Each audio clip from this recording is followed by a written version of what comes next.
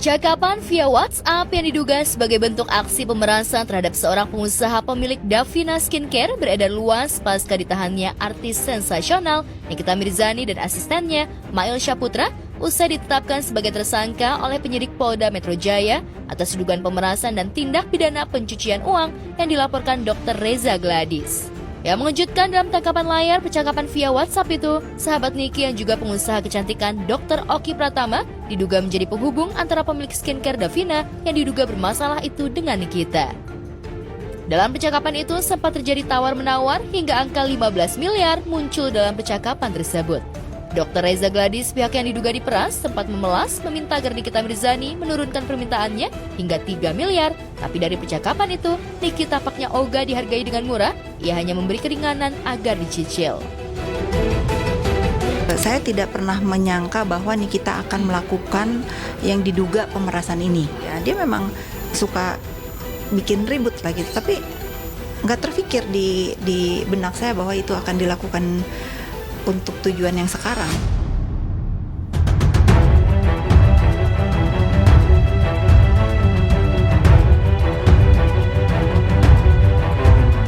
Percakapan minor ihwal uang tutup mulut agar pengusaha skincare itu tetap bisa berjualan produk skincare yang diduga belum dapat izin atau layak edar ini seolah menunjukkan sisi gelap bisnis skincare yang cukup menggiurkan hingga demi menutup mulut seorang Nikita Mirzani, Dr. Reza Gladys rela menggelontorkan uang miliaran rupiah.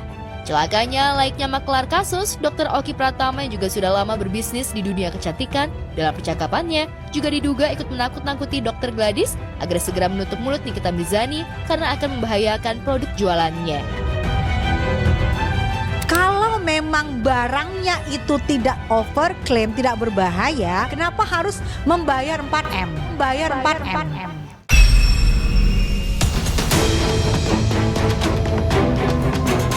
Sejak percakapan itu mencuat, sontak Dr. Oki Pratama pun dituding sebagai dalang atas dugaan pemerasan yang dilakukan Nikita Mirzani.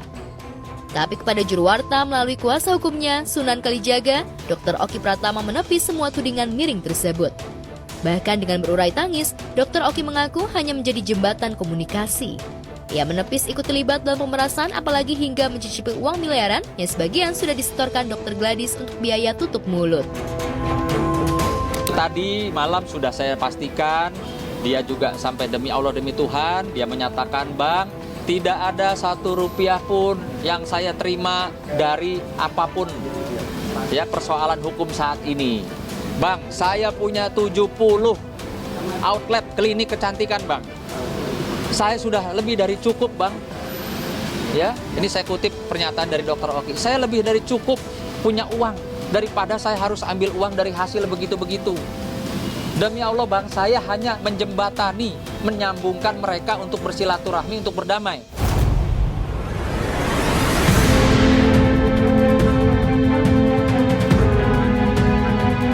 Meski sekuat tenaga menepis hingga bersumpah demi Tuhan, namun dalam percakapan yang kadung sudah tersebar itu, peran Dr. Oki Pratama tampak dominan. Dalam percakapan itu, bahkan Dr. Oki memberi contoh hubungan Niki dan Dr. Richard Lee yang sempat panas hingga akhirnya mencair setelah diduga ada mahar untuk tutup mulut.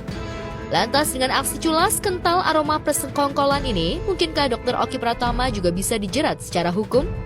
Apa kata selebgram Tengku Zanzabella dan ex-sahabat Nikita Mirzani, Fitri Sahuteru?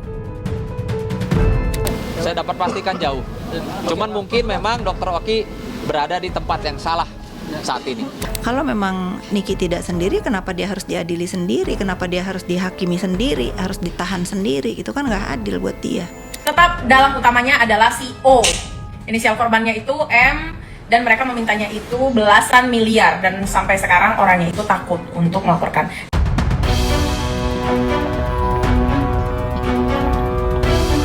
Tak hanya Dr. Reza Gladys, seterusnya Nikita Mirzani, yakni Dewi Persik pun ikut mendorong Dr. Richard Lee untuk buka suara.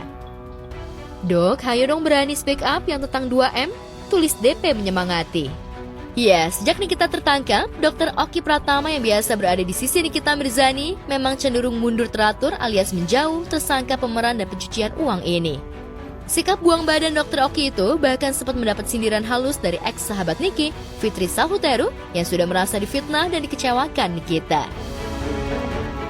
Pertemanan itu diuji kalau kita dalam keadaan susah. saya melihat dari kemarin nggak ada yang di samping Niki. Saya berharap kalian, teman-teman Niki yang terakhir selalu ada di hidup Niki, yang dipanggil bapak-bapak peri atau siapa itu ada di hidup Niki. Tadi malam juga Dokter Oki menyampaikan kepada saya, Bang Sunan, bisa nggak sih didamaiin Mbak Fitri sama Nikita Mirzani? Coba bayangkan. Artinya memang orang ini orang baik.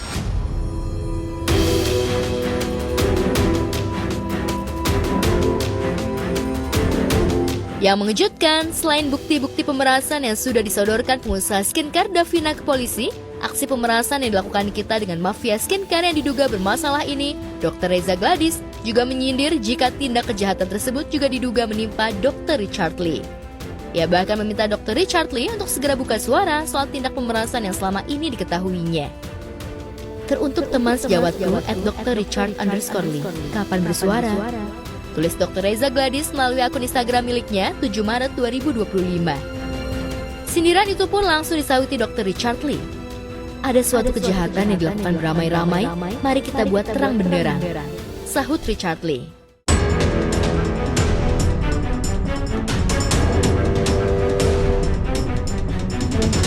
Pengusaha skincare yang getol membongkar skincare abal-abal ini pun mengaku akan segera membongkar sindikat mafia skincare dan para pelaku maklar yang diduga telah melakukan pemerasan jika kelak sudah tiba waktunya.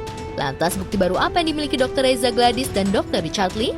Benarkah selain nama-nama seperti Dr. Oki Pratama dan Nikita Mirzani, masih ada nama lain yang ikut terlibat dalam kong kali kong mafia skincare? Sebenarnya saya tahu semua ceritanya lengkap. Saya tahu juga semualah, pokoknya dari A sampai Z, baik modusnya atau apapunnya. Tapi saya menolak untuk berbicara. Ada waktunya nanti untuk berbicara, tapi bukan sekarang waktu. Saya sudah mengumpulkan alat bukti, baik itu rekaman video, rekaman suara, juga ya, lalu juga alat bukti produk-produknya mereka yang overklaim. Ya nanti kita lihat. Kalau kurang yakin, ini sudah tersangka ya, sudah ada barang bukti yang disita, sudah ada voice record yang beredar. Ya kita tinggal sama-sama saksikan aja nanti di persidangan apakah itu benar. Buat kalian yang merasa diri kalian korban, sebelum sidang nanti kalian harus melaporkan segala tindak kejahatan yang dilakukan oleh si NM ke kalian. Ingat satu hal ya, membiarkan kejahatan dengan diam itu berarti kalianlah penjahat yang sesungguhnya, begitu.